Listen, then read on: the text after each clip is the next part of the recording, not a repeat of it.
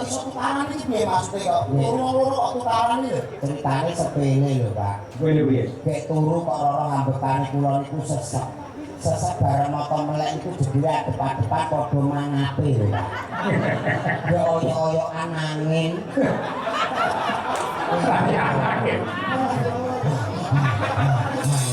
Ya sesek dene ya sesek. Ning alhamdulillah tanggapan rondo rame saiki untune kakek paku. Mulairan lho, ben kula ngrasane ngene buka seket kira buka ya, Pak.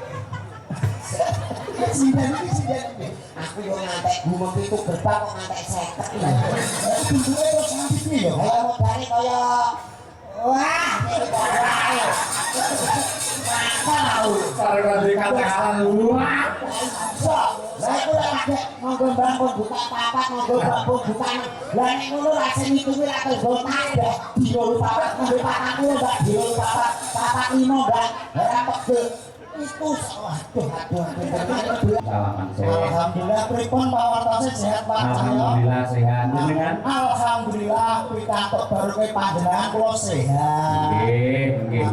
Meskipun kula kali panjenengan Mas Nanda wajib ngaturake panuwun dumateng Pigi Jagung Baru ing atase mangsa udan kados mekaten kersa nimbali kula kali panjenengan. Alhamdulillah, pokoke kula derek ndedonga mugi-mugi sami seger waras, sami sehat sedaya. Nggih, selamat dengan sami kalian kula. Seger waras nggih Mas. Mergo wong urip sing bakune awake kudu waras luwih dhisik. Lah waras niku. Pokoke kudu sehat, kersane kepanggih terus berbahagia semuanya. Kalah semangatnya karo keluarga besar Pigi Jagung. Mungkin kalau tetap semangat, rukun kompak menggunakan daman panunggal selalu bersalam-salaman. Bila saking menikah sampai ya. Ora kasih salaman mbek kono ya mbek waktu acara wae tahu. Pokoknya waktu acara asbat itu pripun lho, salaman kono angel kaya nemoni malaikat Israfil. Salaman ambek iki mahambune. Ambune piye kok putih. Mosok lo putih garung. Jenengan kudune salaman kalian panjenengan Pak Cahyo mergo ndereke Pak. Nah, dalang modale pamulang. Lah, ngoten. Sampeyan iki ada korembang lho, Pak. Lho, niki ditimbali wonten Medion, wonten Pigi Rejo Agung.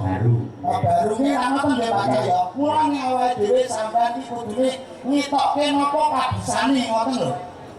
Aku iki ya mbuh. Wong-wong iki sing do mirsani kabeh iki penonton-penonton teko mburi iki mau jebul ora pangkling aku. Ora pangkling. Berarti wis apal lan jeneng apal iki mau sing ngendikan sak rombongan blok misal kuwi. Mrigo. Nyuwun foto. Iki obrolan sing biyen nggih dadi film sinetron Tiang Santang ngono. Kok dadi film Tiang Santang lho. Oh, biyen yo ganteng kok. Lah sampean biyen ganteng. Lah iki saiki kok dadi ora bagus kok dadi elek acara tahun baru kebledosan mercon. Jadi kaya ngene iki. Kebledosan mercon iki kok iso. Sing penting bersyukur malam hari ini iso hadir nggone PG Rejo Agung. Betul sekali. Pripun Mas Dulang perasaan jenengan sasampunipun saged mirsani kawontenan tutuk giling Pigi Rejo Agung. Alhamdulillah nggih melok seneng dulur-dulur sedaya petok lehdo manis-manis Pak. Kok saged ngono iki goro-goro kan manggone nggone Pigi Rejo Agung baru. Iki nggone bakul rokok iki ning bakul gula aku ngantek melok muni angel ae. Sing mirsani tumpuk. Ngantek sing cilik-cilik digendong. Ngantek sing gede-gede kok dora ketok ngantek nggowo ancik-ancik mau. Lah goro-goro sapa dik niken. Karo aku nek karo sinten-sinten nang wis ora patek wis waleh. Lah kira-kira sampean tak tanggepi mawon sinten sak enten iki jenengan sing dipilih sing pundi jajal. Aku ya jelas milih sing pinggir dhewe kaya diri nangkep dulu. Lah kok iso milih sing pinggir dhewe iki jeneng akeh lho, Pak. Sing pinggir dhewe nek di jenengan aja dipelengak ngene iki iso kaya lori sing adahe kebu. Sampeyan kok sakon kewes dados pantes lha iya. Sing nom-nom iki cara tebu wayahe nek pupuk wayahe panen. Lah nek sing iki wis wayahe ngemah-ngemah. Jenengan aku nyepelekke. Pripun ta? Niku sing pinggir njaba dhewe kan Mbak Lia Sundari. Niku nuwun sewu ngen swara, kok sakben iki pedhot kabeh. Saya boleh Pak tembang klasik niku sampun mumpuni. Mbak Sundari niku pedhot kabeh nggih. Nggih, bener. Oh. Jadi bojone jenengan ya sinden Mas Ulang. Nggih, riyen sinden, Pak. Ya, pas nembang apa nika saniki pun mboten ate nyinden. Lho, sebabe. Nyindene ning gone panasan ora menterot sambil bledek.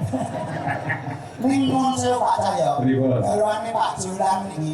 Wah, niku napa kata medal-medal metu-metu ngoten niku? Aja kandhake kok. Ora masalah, bukesi ini meneh, bukesi pakane garwane ngimpi wae muring-muring kok. Nek sampeyan kedah nolak kalian panjenengan Pak Cahyo, iso romantis, iso harmonis kalian garwa. Lho, niki mboten kalah lho Pak Julang niki Pak Cahyo. Kali garwane nggih serasi. Wonten supermarket, wonten pasar niki digandeng terus niki. Wah, jan romantis luar biasa. Mas nek gandeng terus niku sampean nggih romantis kados Pak Cahyo ngoten. Kayak ra romantis. Lah, gandeng terus kene tak kono jupuki sembarang. Lah nek buka sekarang wis pengalaman, nek supermarket swalayan dan lain-lain. Iya barang butuhku sini lho. Lah dagelan rondo kondak. Di bojo nek swalayan kuring nganti satpam domoro wis. Bisa golek kaos. Supermarket kok iki kaose komplit golek kafe ra ono. Sampeyan kok iso ngono. Lah mulane ilmu pengetahuan itu perlu dipelajari. Lah apa meneh karo pikir aku ini sudah berdiri sejak tahun 1894. Bapak Siden ku ngono pabrik kene ku sono. Sampeyan nyuruh air ya. Lho alah kuwi sing pucuke pelem. Sare bengi iki awake dhewe sok kenalan karo Bekasi sakonco. Lah nggih, nggih. Lah iya, iki ketingale yo pas piyaine langsung ning jebule makme ati-ati. Kok mamake kok 200 iku ngalor sinden saka otong kabeh. Sindene Pak Cahyo niki lho, Mas. Yo Pak Surya niki cantik-cantik Mas yo sepuh. Ning cantik-cantik lho. Sing ndi sing sepuh? Ora enek iki nom kabeh. Ora enek nom kabeh. Seluruh iki yo nom apa tuwa, Pak? Usah nom mripatmu rusak. Lah piye? Ini kok ayu-ayu sing kandha ku sapa? Lho sing dene Pak Cahyo iki ayu-ayu lho. Ayu-ayu ra pasti panggung lenggah kok bisa aku. Lah mau ning transit karo dhewe dasare teng klewer. Ape saling aku ngantek pangkling lho. Bareng gek metu kaya widodari. Yo, iku keistimewaane wanita-wanita nek kadung ngadi salira ngadi busana lho. Lah nggih wedok iki anggere sansaya rapet kualitas apik regane larang. Wah, tenan Pak. Tanggoku kae gak gelem rokane selawe sambutake.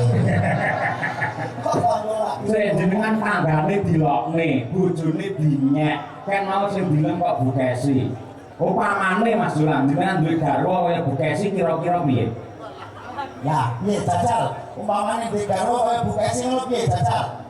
Hah? Ketok ora mungkin. Lho sing jenenge upama iki piye to? Mun saya lho Pak kula nang bujane selikan. Berarti aneh men. Aku ora temburunan kok aku bento. Lho, kok pesti wedok ki ayu sing lanang lho ngerti. Aku nate ki ndek bojo ayu pisane Cina ya. Lah. Tuntunan kok ning dinggo nang persepsi gandean kula di. Niku tunggale Mbak. Barang iki ora seimbang. Dadi garwane jenengan sing pisanan Cina. Sing setunggal niki, Pak. Napa garwane sing nomor kalian niki nuwun sewu nggih sami mrongose. Sami mrongose Istri yang kedua. Istri yang kedua sami mrongose. Terus ngono piye? Yo nek bobok berdua niku mboten saged rukun, malah padu nuripun. Kalih bojone sing loro niki to. Nek bobok niku malah padu. Mboten perkarane apa wong jeneng wong kekeluargaan iki lak hubungane karo kerukunan malah tukaran. Kok iso tukaran iki piye maksude kok? Loro-loro kok tukaran iki lho. Ceritane sepele lho, Pak. Kowe piye? Kayak turu kok ora ngambekane kula niku sesek. Sesek bareng moto melek itu jedire depan-depan padha mangape lho, Pak. Ya oyo-oyokan angin. Aku ya sesek dene ya sesek. Ning alhamdulillah tanggapan rondo rame saiki untune kakek pager. Untune diparingi Kakek bekel. Pak Bekel iki to. Sing diuntu iki lho. Namane ku Behel. Ya behel-behel sing dolaran sing transparan regane 16.700.000. Wah. Hati-hati lho Bu, iki kok nek rusak ora tau sikatan saiki mah tomat tuku lombok tuku. Wah, kami kaya pot ngono. Tomat tuku lombok tuku. Akhire bojoku warisan apa meneh saiki duwe anggotanya. Anggotane apa? Bang Mekar. Isih karo kancane saiki balu. Piye Pak piye? Aku isin lho Mas. Aku isin. Dan iki begele iki lho tak coprokno. Tak copot. Ning Surabaya ora ngatasi. Surabaya ora ngatasi. Jakarta ora ngatasi. Jakarta yo ora ngatasi. Sagone Singapura. Dagelan koyo garangan ngene kok iso. Yo wong Singapura. Rai nomor loro masing penting iki kayane. Leleng tenan iki. Gowo ning Singapura. Dolar Singapura. Arep nyepot Dari telepon pulau gandeng sampul kadung niki kantil nggak bisa dilepas. Kok pas kadung wakil itu Maksudnya nggak bisa dicopet kadung nempel ini. Udah nempel Tidak bisa dilepas ini gimana Mas Dolang? Aku pas HP manggung, aku sibuk langsung tak wangsuli. Pun dicopot sandasnya ya. Dan mari repot. Mulanya wong wedok itu apa anane? Nah, Gusti Allah menciptakan wujud makhluk yang bernama manusia itu sebaik-baiknya. Kayak begini awake dhewe disinau karo pikir doaku. Tapi kok Bang apa Mas? Di antara rezeki kita ada hak-hak orang lain termasuk begini tindakan kiwatan seluruh karyawan untuk berbagi dan bersyukur. Keponangan untuk pikir jago. Kini kalau buta-buta togo sinden dagelan kondangan kaya apa nek ora ono sing nanggap ngomong ngawah tenan ya. Kaya lori ana tebune lho rumpung-rumpung. Orangnya bersyukur berbagi rezeki. Jenenge sedekah ora kudu duit, ora kudu bondo. Nyenengke rasa kaya bengi iki ya sedekah. Sedekah rasa dono rasa. Apa meneh nyawang sinden-sinden iki. Piye ora 12 iki lho. Iki nek cara tebune sing siap panen. Jadi doanya sudah ke kuning keemasan. kuning keemasan. Lah sini sing Iki tebu sing dipanen urung wayahe diumbate kok emane man wayahe metut ngene. kok ada ngedol lho. Kok sampean. Lah saya nuwun Pak Cahyo terus kula ngoten nggih Pak. Nggih. Pengen ngetut lah sing untune mrangos ngeten, untuk umpamane ngetut piye? Mas langsung gak karo elek iki nek bojone wong sing diku yo gak raine wae. Lho lah. Kan aku tahu apa perusahaan sedaya dulur-dulur lho Pak. Lha sesare piye to? Lho, lah kok sing dinggo ora raine kok iki. Lah iya, wong nek dateng elek iki padha enek dadi bojone sing diku gak raine. Lah apa? Apa meneh karo walah. Rupe Pak Cahyoku tadi bingungke. Kok bingungke napa bab napa jajal? Aku mau rene ngantek balik ping 3. Lah terus Saya Pak iki dalane iki Pak Yoyo. Mboten Pak Cahyoku tadi balik metu. terus Telepon Pak Samsul, Pak pripun to sarep kok telepon dalane Pak Cahyoku tadi njenengan ngaturi desa iki Pak Yoyo. Iki jane Yoyo Pak Cahyoku tadi. Mergo nuwun sewu, kula niki yen KTP Cahyo pun tadi ning akrabe wiwit cilik niku undangan kula niku Yoyo. Yoyo yuyuke Kesi ngoten niku. Kene iki lho, awakmu jarak jenakno sing jenenge loro. sing jenenge loro. Ya tapi nek utangan ribet iki gampang. Kok kabeh mumet. Kok sultangan Iya. Nama pemindah Cahyoku tadi barang pakai tanggane itu dari Pak Cahyo mboten iki dari ya Allah. Aku ya umat. Iki awake dhewe iki tanpa guna kabeh. Dhewe iki wis ora bisa sing-sing ku wong ngawang aku kaya obra ngono. Sampeyan kula blene kanca. Ha nggih. Niki enten Waranggana Madangkara sing mitin kelahiran saking Madiun Taladan Kule Pilang Kenceng ingkang nembe kemawon menika mudhun mesin. Bagian munasira. Ayo. Tublak suweng men berdiri luwih sik. Yuk, dados. Dia sing ngendi iki?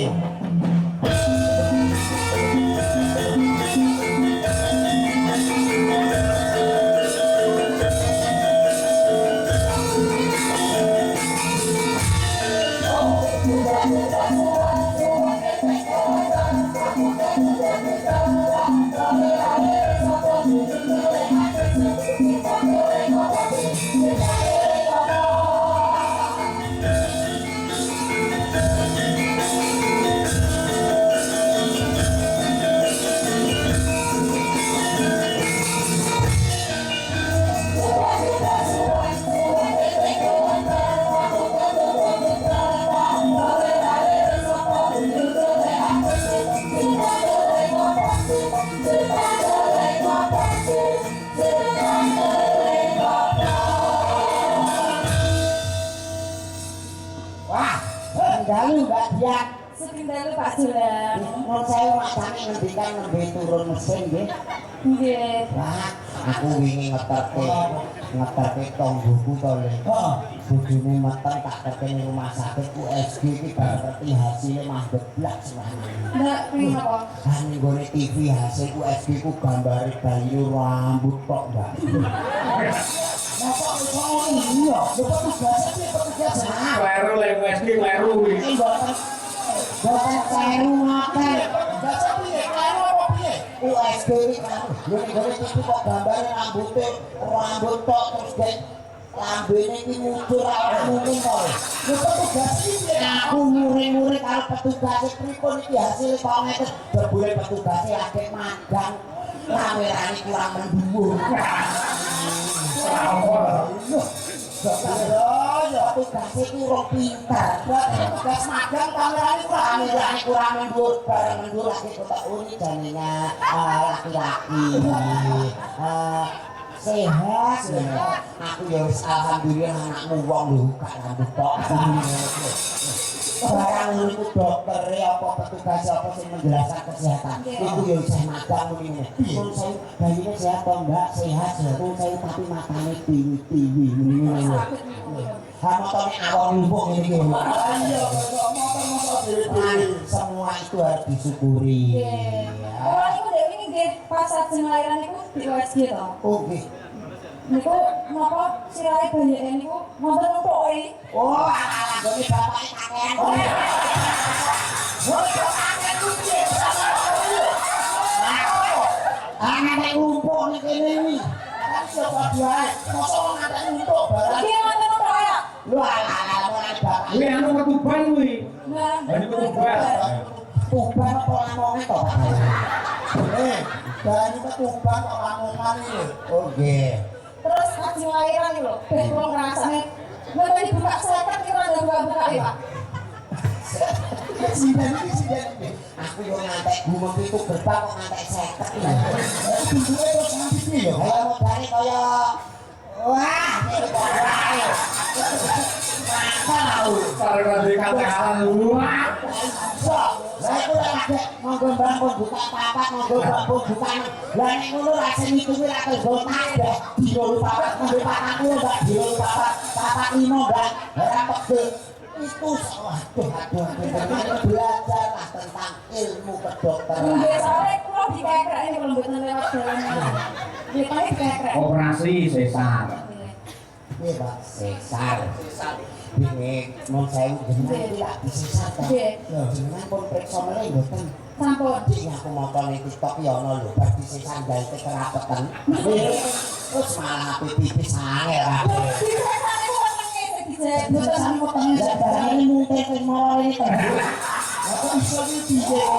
Omongane bayi piknik ora. Sampai biyen lahir iki kira-kira disesar apa lancar? Lah yang biyen urung apa urung dokter urung puskesmas kok lho. Ya terus Begitu warani wong dalane elek mak iki digendong bapak ora aku teblok ning kebunan. Bagian sadane jenengan wis magister seni ucapkan selamat sukses untuk pikir jagung. Iki Madiun, ayo. Iya, selamat malam bapak-bapak, ibu-ibu semuanya yang ada di sini. Pak Iman, Pak Imam, Bu Fatimah, Bu Fatimah, Mbak, aku mau sengaja awak Sumirah. Mbak Sumirah, nggih. Selamat sukses kagem tutup giling Rejo Agung. Semoga di tahun ini buka giling lagi ya Pak? Ya, itu kalau tahu bisa buka dan tutup gini. Ya, nanti kalau buka giling nanggap Pak Cahya lagi, tutup giling ya nanggap lagi, biar sukses buka dan tutupnya. Aku gak kondo amin. Wah, ini Pak Cahya Pak aku rambut sakit. Mungkin jenengan usul Pak Cahya. Lagi enten Pak Mundut. Nah. Assalamualaikum warahmatullahi wabarakatuh. Waalaikumsalam. Nah, mumpung ini Pak Pak wis teko iki. Saking Mbah Urip Petumrejo Untara Nabi Magetan.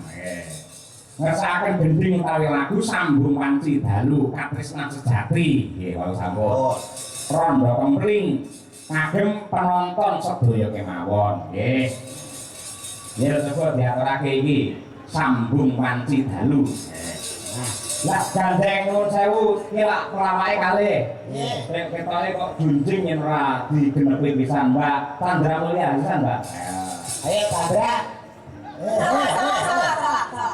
Salah iki. Kemeruh iki. Wah, aku seneng sing ngono kuwi nganti mimpi ora. Iya. Mesin malah. Nun sewu, kiai loro nun sewu. Piye, Pak? Ketemu kita. Oh, iya. Jenengan kok pirsa nek kula ngemiki? Lah kula dhewe iki tau di bojo ayu tur model ngene iki. Oh, ngoten to. Nggih kula ngemiki kalih. Kae sinten to, Mbak? Ya kalih anake to ya. Sing setunggal niku umure nembe 3 sasi. Lah sing setunggal umure 34. Jenengan iki sik. Jenengan iki umur pira kok anak wis umur 34? Lah kan tak iki sapa? Lah sinten? Anakku. Anak iki kok umur 34 ya ya. Sing siji anak barep. Sing siji anak barep, sing siji anak nomor loro. Oh, anak bareng umur 34. Oh, bapake. Hati-hati lho, Mbak. Lho hati-hati.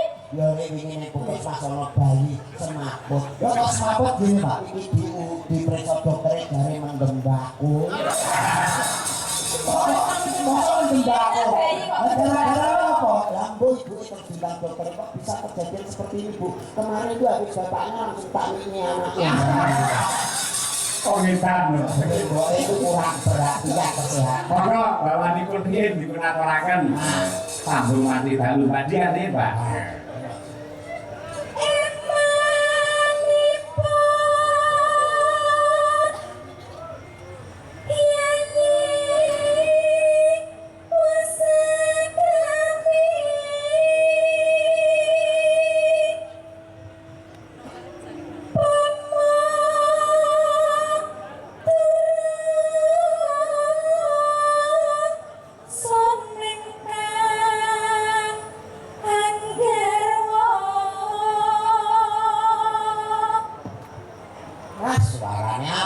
Yaine ayu, bojone wong. Merawas kowe.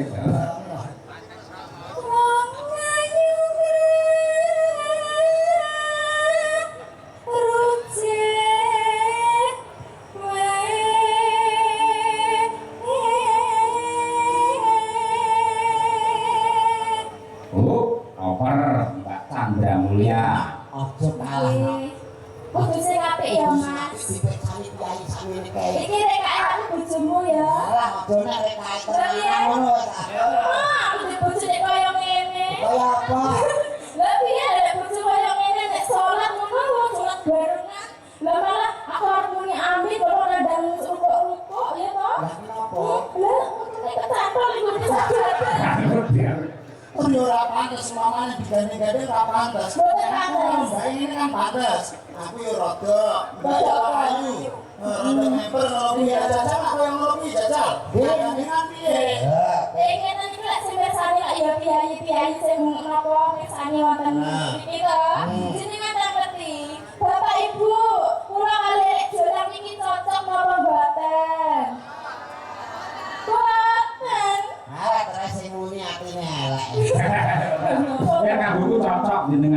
Mbak Diajeng cocok. Dasare Mbak Diajeng ayune kaya apa morate, sing aku kaya komodo. Sing penting dhewe latir iki.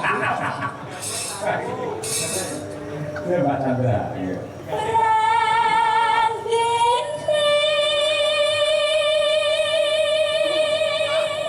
Sing apik. Pikiran sing ngene. Aku kok ngeri dhewe to rumangsaku. Try pertama keri susu. Malah.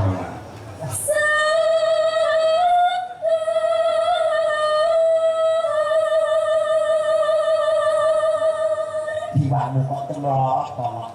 Iki jenenge bras ya, Mas. Bros saiki. Kok saya kok iso? Aku iki kero kok no. Amin. Kero ora apa-apa. Bros kok iso meli-meli. Ya kamatane. Ya. Kero no.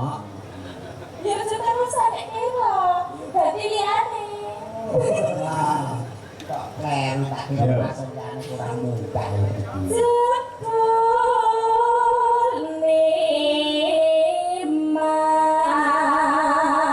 Mas uga nanggepi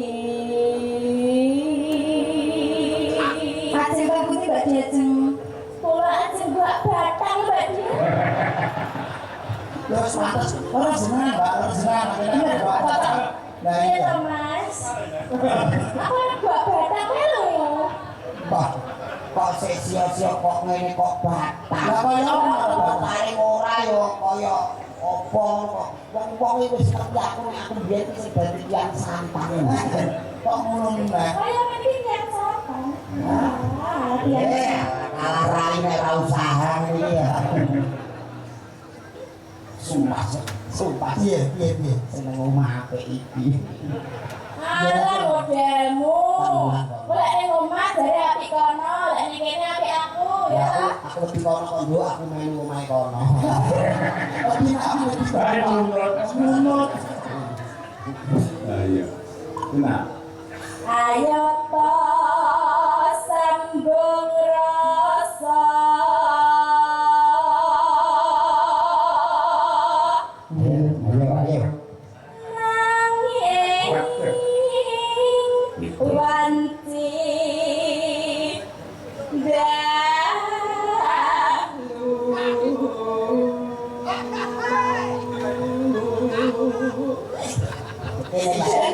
dahulu. Jadi iki mau bermangan apa?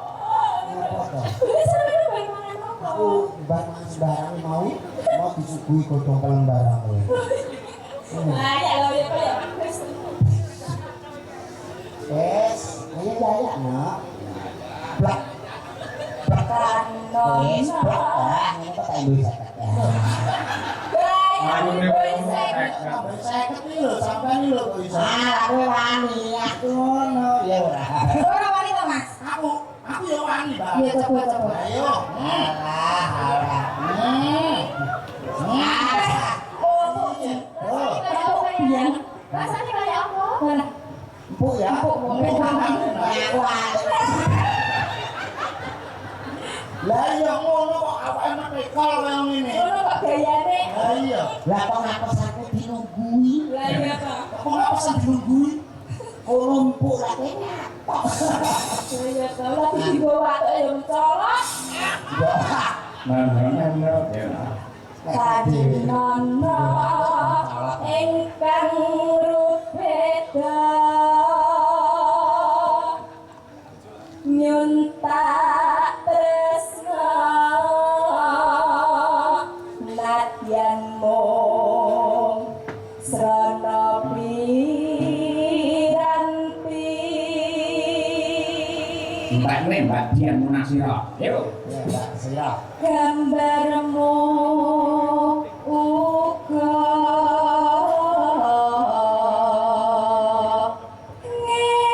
ngeklo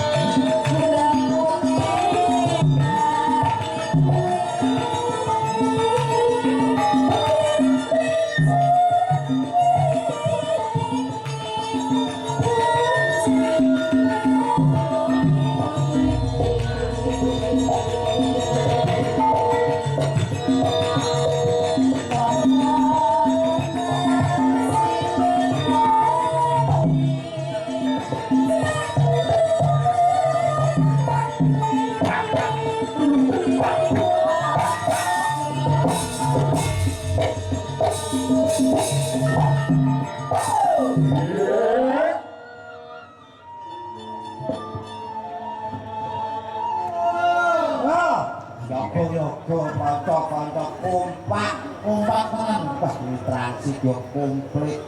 Ana soto, ana kerupuk. Wah.